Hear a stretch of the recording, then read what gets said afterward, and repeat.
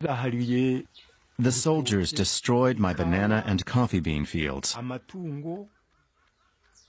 They took all my livestock and destroyed all my buildings. I lost everything. Aminadabu Kasoma, a small farmer from Uganda, is haunted by his family's violent eviction from their home. First I thought that war had broken out. Then we heard that a white man wanted to grow coffee beans there. The man the Kasomas are talking about lives in Hamburg and is the owner of a coffee empire. Michael R. Neumann is the world's leading importer of unroasted coffee beans. This is what happened when he set up a plantation in Uganda.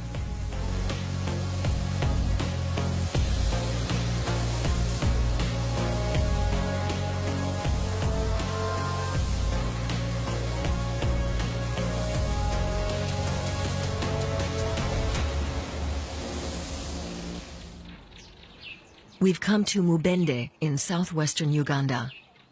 It's a fertile region that's home to small farmers who grow bananas, avocados, pineapple, and above all, coffee beans. The climate is perfect for coffee, which is why in the year 2001, the Neumann Coffee Group decided to establish a new plantation in the area.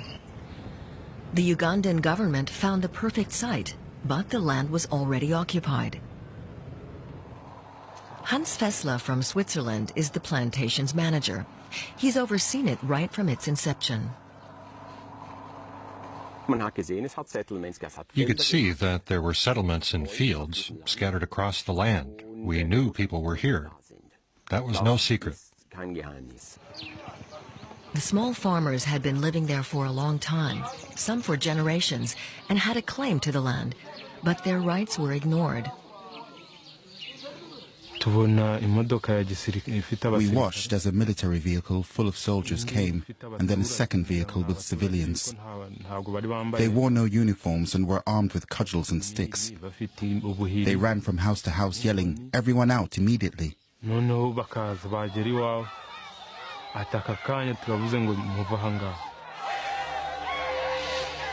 No film footage exists of people being driven out of Mubende. But such accounts square with what has happened in other parts of Uganda.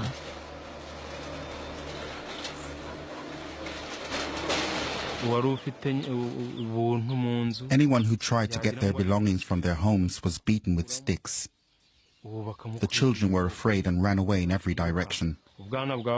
Some people tried to save their goats and other belongings, but they didn't know how. They had to leave their chickens behind too. Then they set fire to my beehives and my house. The soldiers burnt down whole villages and pillaged livestock and food supplies. I was able to save this photo. I had it in my pocket when they drove us away. We're standing in front of my house. I had the photo taken earlier. The only thing I was able to save from the house was this radio. Tumwina's wife, Betty, lived with her parents back then. She says that her mother begged the soldiers, who were stealing their livestock, to leave them at least one cow, but they beat her instead. They demolished houses with a bulldozer. My father was hit with stones when we tried to get him out of the house. He survived for 3 days. Then he died. Betty Ingabira's mother also died 2 months later of injuries suffered from blows to her kidneys. After that, we camped out under trees. They gave us vouchers for food, but sometimes there was nothing to eat. There were 6 of us children. We were so hungry that the 2 youngest ones died. Then there were only 4 of us. Like many of those driven from their homes, Betty now has no choice but to work on the plantation. There's no other work. Our life today isn't very nice. Every time I work at the plantation and come to the place where we used to live, I have to cry.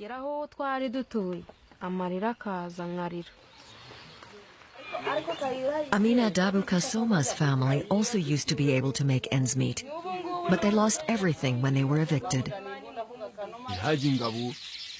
The soldiers came with a backhoe and destroyed everything. They tore our house down too as we were fleeing. Land grabs are a huge problem in Africa. Small farmers' ownership of their properties is seldom officially registered. The first night, we tried to return to our village and salvage whatever we could from our houses. But the soldiers kept shooting. None of us dared to return again. This photo is all that remains from better days in the past. It was very difficult to feed our family. We didn't have any blankets, and we didn't have enough to eat. One of my children died at the age of only 7. Did the Neumann Coffee Group know what was going on? I think that not everything went the way it should have. Certainly pressure was exerted. I think it's possible that the army, which was already present here, intervened. Possible? It's hard to imagine the company knew nothing of the many people being driven from their homes to make room for the Kaweri coffee plantation. The Neumann firm provides services and products along the whole value chain of green coffee production. We began farming with the intention of establishing environmentally renewable plantations in all senses of that term. Bio-corridors were set up to protect wildlife diversity on this model farm. Environmental sustainability is one of the Neumann Coffee Group's major selling points. Neumann Coffee Group is located in the upscale Port District in Hamburg. It controls 10% of the world's raw coffee market and supplies some of Germany's best-known brands. It has 46 subsidiaries in 28 countries and did $2.7 billion in business in 2014. The name Neumann appears everywhere in the coffee sector. Peter Kayira has taken on the corporate giant in Uganda. The former school director is the spokesman for people driven from their homes in Mubende. Having all those other avenues blocked, the only passage we thought that is now still available is the court passage to get back our land.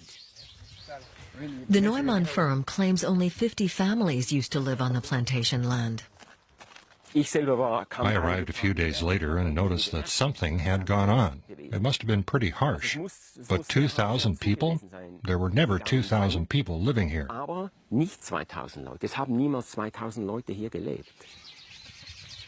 Kayira filed a complaint on behalf of all the people evicted from their homes. 4,000 people from 4 villages, he says. But some people said that poor people like we could not take government to court. So some refused to register with me. But I registered 2,041 people. The dispossessed were helped by the human rights organization Food First Information and Actions Network, or FIAN. The Kaweri plantation is one of the first cases of land grabbing that's well documented. Multinational corporations and governments are taking people's land away to produce goods for export. Gertrude Falk has been helping the dispossessed since 2003 and is regularly in Uganda. FIAN supports people's right to feed themselves. In the case of the Kaweri plantation, the Ugandan government, with support from the Neumann Company, clearly violated this right. Land was taken from the local populace and they couldn't feed themselves. Some of the dispossessed come together in the village school. They're hoping for some good news in the conflict, which has been going on for 10 years. The lawyers from FIAN International say the Ugandan government is responsible as well. Ugandan government has really violated its laws. The constitution is very clear. Ugandans, people, have the right to settle anywhere in Uganda. So once they settle, they have rights on the land. These people, in Mbende case, they were bona fide tenants. The owner of the land accepted that these people are living in its land. They live there for a long time, they pay tax, they live there peacefully, they could feed themselves. The Fian representatives are trying to arrange a meeting with the German ambassador to Uganda. The ambassador should help us get out of this miserable situation. He should talk to those responsible. They should compensate us and give us our land back. When they reached in the coffee plantation, they took them photos that they are thieves. And in reality, they just take them without coffee. And when are these things real? When are they going to end? Our people are being taken minus with the local leaders who are nearby the coffee. We don't have rights. We don't have powers. They are taking our people to prison for nothing. Some of the school furniture reads, donated by Kaweri. Neumann highlights its support for the new school. What the company doesn't say is that